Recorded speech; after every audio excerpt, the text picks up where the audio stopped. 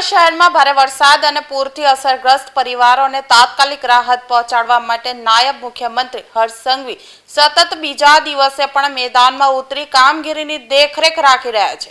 વહેલી સવારથી તેમણે પૂરગ્રસ્ત વિસ્તારોની મુલાકાત લઈને અસરગ્રસ્ત લોકો સાથે મુલાકાત કરી અને તેમની સમસ્યાઓ અંગે માહિતી મેળવી હતી। ત્યારબાદ ભટાર વિસ્તારમાં પહોંચી તેમણે રાહત સહાયના વિતરણની કામગીરીનો પ્રારંભ કરાવ્યો હતો।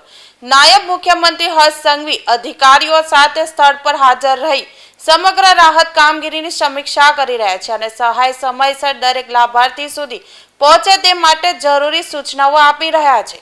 વહીવટી તંત્ર પણ એક્શન મોડમાં રહીને અસરગ્રસ્ત પરિવારોને ઝડપી રાહત પહોંચાડવા માટે સતત કામગીરી કરી રહ્યું છે। સરકારનો પ્રયાસ છે કે પૂરથી મુશ્કેલીમાં મુકાયેલા દરેક પીડિત પરિવારને વહેલી તકે આર્થિક સહાય અને જરૂરી મદદ મળી રહે। और कोई भी तकलीफ हो तो कल सुबह मैं वापस आने वाला हूँ यहाँ पे मिलूंगा। जिसका नहीं हुआ होगा वो मुझे मिल सकता है, ठीक है? ओके, कोई चिंता मत करना।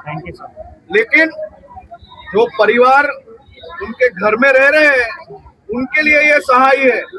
तो घर घर में आ रहे हैं तो आप मदद करना।